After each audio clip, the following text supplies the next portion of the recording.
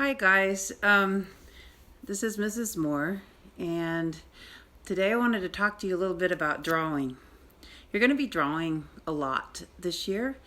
Drawing can be fun. I have some things that I always want for all of my students, and one of them, probably the most important thing, is I never want you to feel afraid of drawing.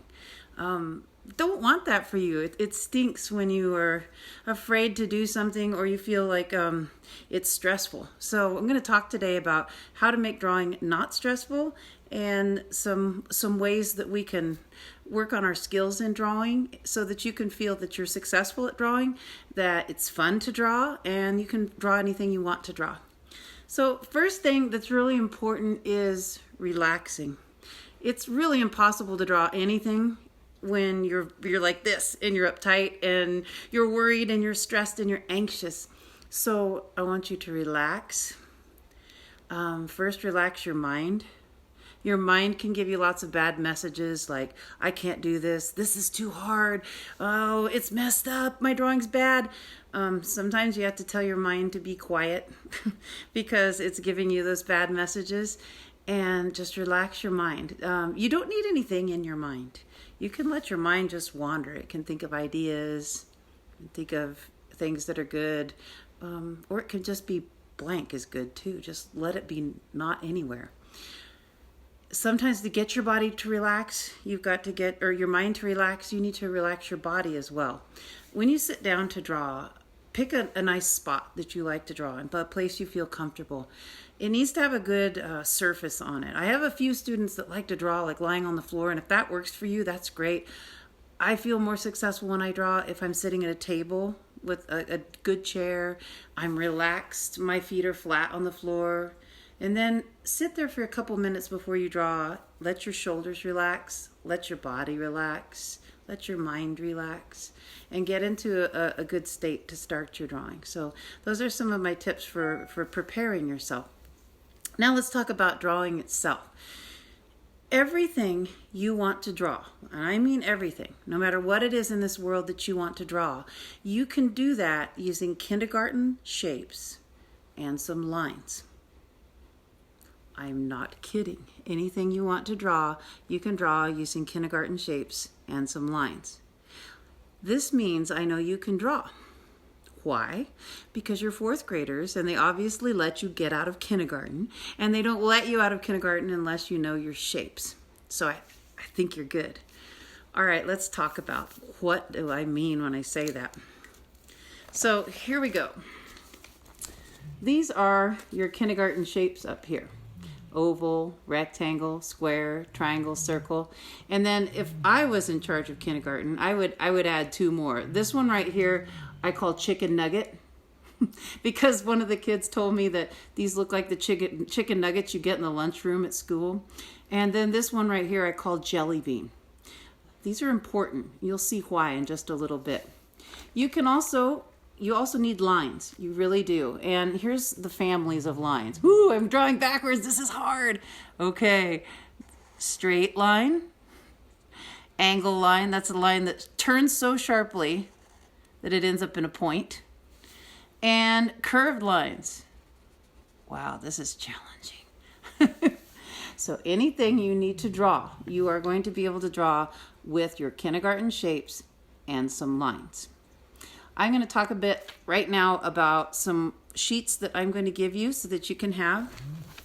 Oh no, I left them over here. Hang on a second.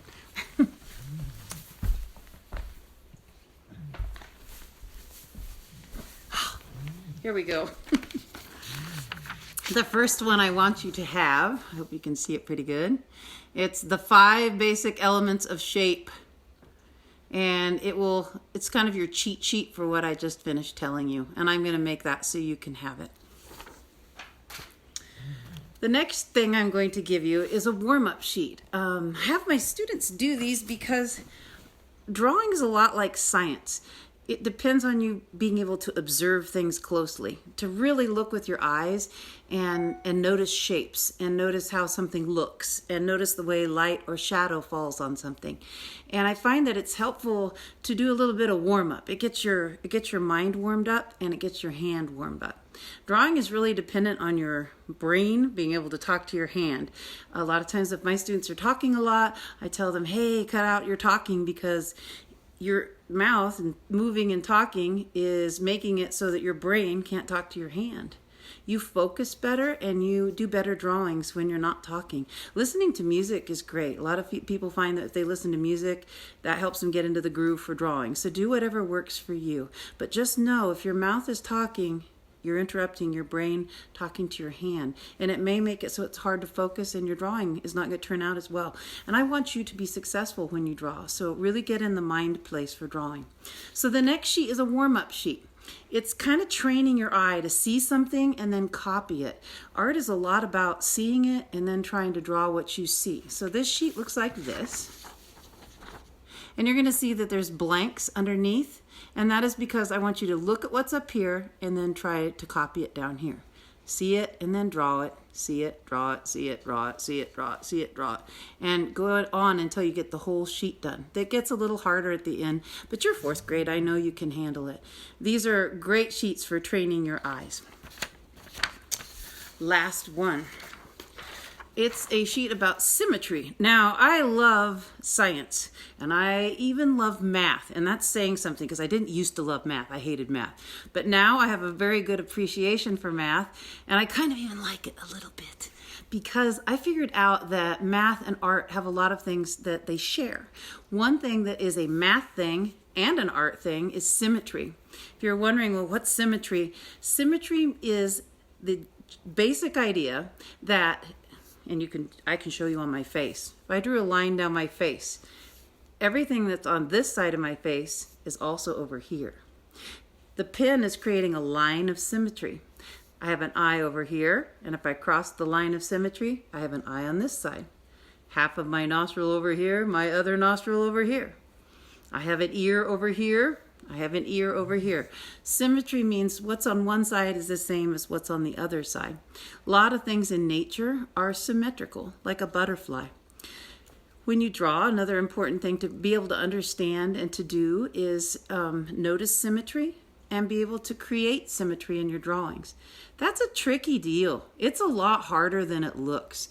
If you've ever tried to draw a vase and you get one side of your vase drawn perfectly and then you try to draw the other side and it doesn't match and you're like, you know what I mean. You know it's not as simple as it sounds. It's something we have to practice. Drawing is exactly like basketball. You have to practice. Michael Jordan is one of my most favorite all-time basketball players for the reason that when he started out playing basketball, he was actually cut from his high school basketball team. The coach told him, you're not good enough. You're not good enough to play. Sorry, there's flies in my house. You're not good enough to play basketball. And what I love about Michael Jordan is he could have quit right there. He could have just said, yeah, coach is right, I can't play. But he didn't. He went in and he practiced every night by himself for hours. He shot 1,000 free throws per night. That is a lot of free throws. He got good because he practiced. And now, of course, everybody knows Michael Jordan. He's one of the greatest basketball players of all time. And simply because he didn't give up. So again, I don't want you to give up. And there's no magic to being able to draw. It's simply practice. And we're going to get a lot of practice in this year. As long as you stay with me, you don't give up, you're going to do just fine. You can do it. I know you can. So here's the last sheet I'm going to give you. Looks like this. And you're going to see there's like half of an eye, half of a face. I want you to try to draw the other half. And these are pretty simple, but like I said, nothing is ever as simple as it sounds. Challenge yourself to try to draw the other half and make it match the half that you see. Symmetry is a good thing to always practice. It'll help you later on in your drawings. So the symmetry sheet and the warm-up drawing sheet. Those are the two things I want you to start with. The other one that has the shapes and lines on it, that's just for you to have. If you ever get stuck and you're like, oh man, how do I draw this? You can pull that sheet out and look at the shapes on there and decide, well, which one of these could I really use to do my drawing? So let's get on then to the assignment. I start my year every year, same way, with all the grades from first grade all the way to sixth grade. And we remind ourselves in the first weeks of school that anything we need to draw, we can draw with kindergarten shapes and some lines. And our first drawing is always draw an animal. I want it to be your favorite animal. Something you like drawing. Artists often draw what they like. I think you're more likely to complete something if you like it. I know that I am. If someone told me I had to draw, let me see, what's hard for me to draw? Car. I'm really bad at cars. If someone told me I had to draw a car, I would kind of put it off, not want to work on it because I don't really like cars. I like to draw animals, I like to draw people, but I don't like drawing cars. So pick an animal that you like.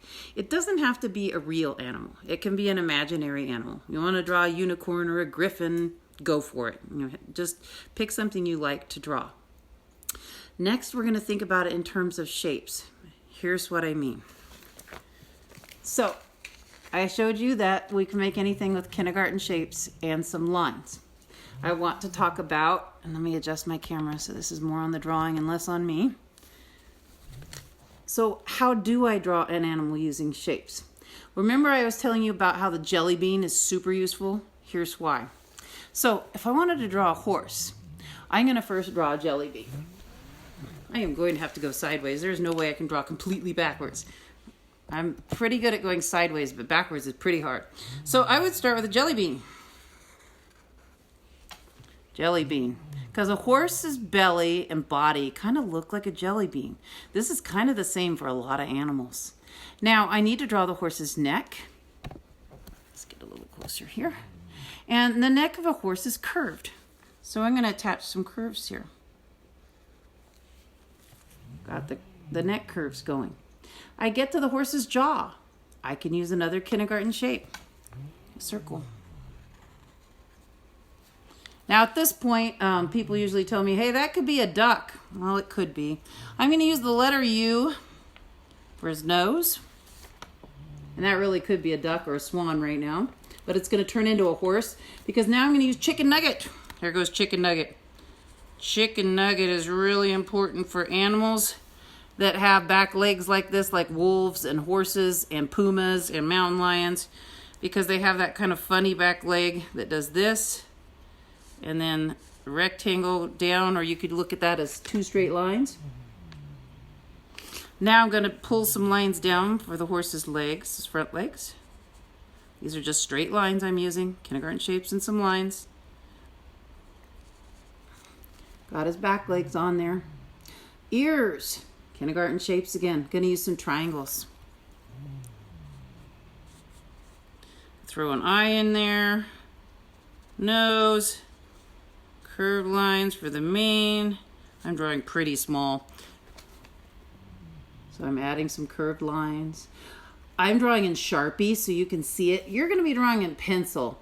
So when you're in pencil, you can erase some things. Like right here, horse doesn't have that line. I want to erase this line right here. You're going to erase lines you don't need. And his tail.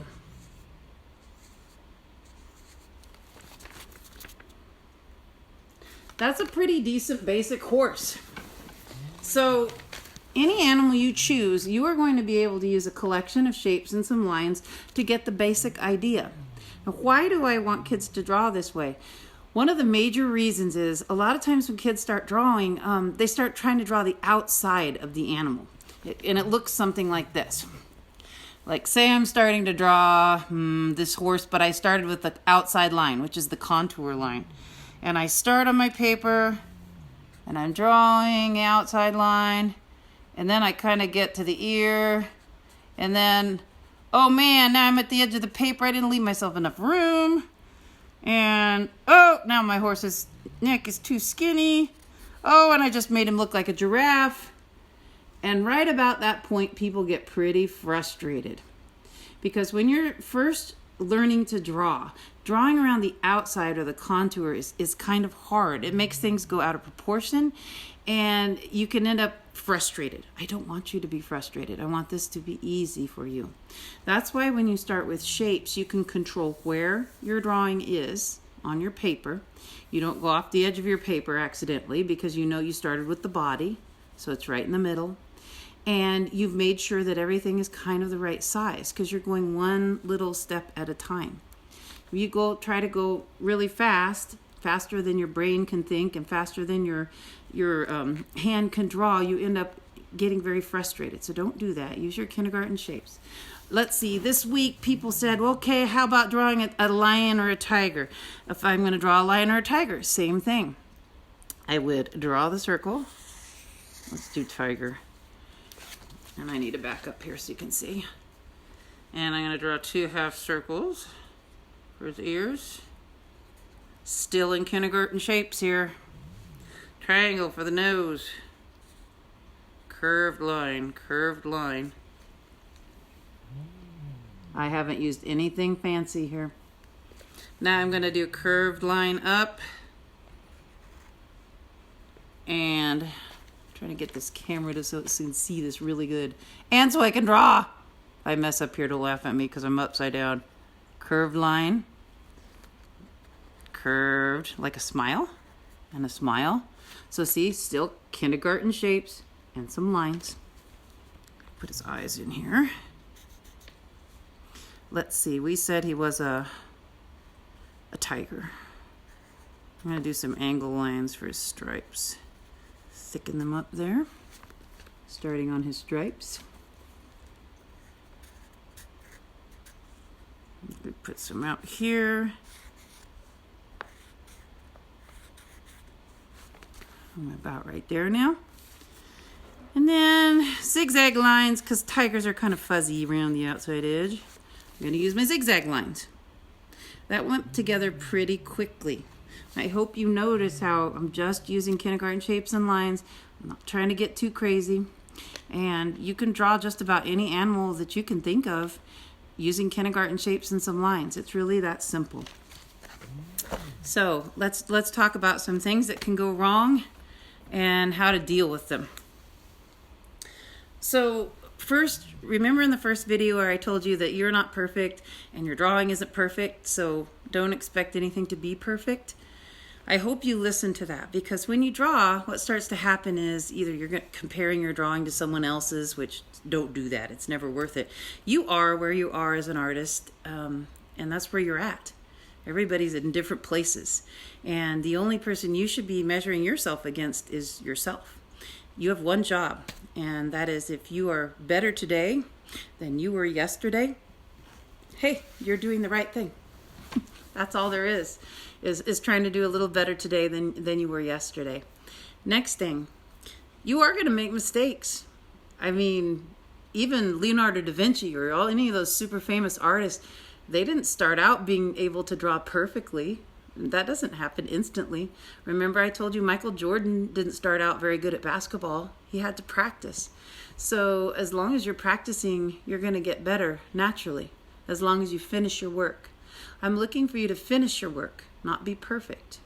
And we're going to watch a video here after probably a couple weeks called Finished Not Perfect to remind you of that. And then the last thing is your eraser is your best friend.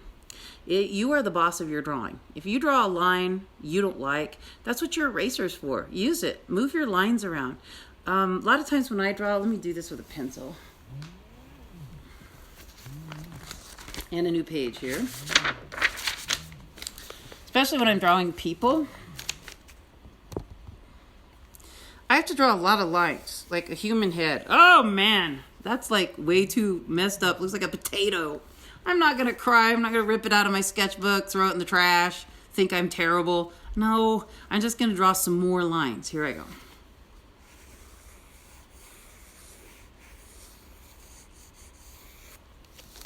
I drew some more lines. I'm drawing a little bit dark. You're going to draw lightly because you want to be able to erase. I'm drawing dark so you can see it. But do you see how many lines I drew trying to get the shape of that person's head? It's okay. Draw a bunch of lines. Don't stop to worry about things. Just draw a bunch of lines and then you'll erase them at the end. So here I go. I'm going to do some more drawing. I'm going to put some guidelines in because when I draw people, you've got to put guidelines so you don't end up with your eyes in a weird place or your nose crooked. Some guidelines for the mouth. I'm going to throw the neck down here. So you can see now I have like the start of a person. I still haven't erased those lines. I don't care that they're there. It's okay. You don't draw perfectly. That doesn't exist. I only ever met one person actually that could draw a perfect circle. Only one in my entire lifetime. And that was actually the only thing that they could do really well. So I think it was just a weird skill. But anybody else, including myself, cannot draw perfectly. So do not sweat yourself. This is the point at which, like, you got it basically on the page. You kind of can see the space around the drawing. You can do some thinking about, what do I want in the background? Where is this person? And that brings me to background. I am going to expect to see backgrounds in all your pictures. I need to know where your animal is. Are they in the forest? Are they in trees? Are they in the water? In the mountains? In your house? In their dog bed? I don't know. You have to give me those details. Let's see, where should my person be? Thinking here and drawing. I think this person, and I'm going to give them some ears because people look weird without ears. Here I am drawing right now. I am not worrying about things. Because if you worry when you draw, you freak yourself out. Don't do that. Most of the time, we are our own worst enemies. I'm going to put some lips on my person. I'm still not worrying about this being perfect. I need to make some decisions. Maybe some hair. People always look strange with no hair. And let me see. I think my person's going to... Here I am with my person right now. I've gotten that far. And now I'm going to think about, where is the person? Do you see I still haven't erased my guidelines even? I don't care. It's okay. I will erase it later. Now maybe some mountains. Start of one set of mountains. I think I'll have a... No, I don't want a sun in there. Oh, I'm going to erase. Ooh, my eraser's bad. So I'm going to leave big, yucky eraser streaks on this. That doesn't matter. I can fix it later. I think I'll put some hills. And I'm going to have a stream that's coming down out of the mountains behind my person. They're kind of in front of a river. It's coming out from behind them and getting really big.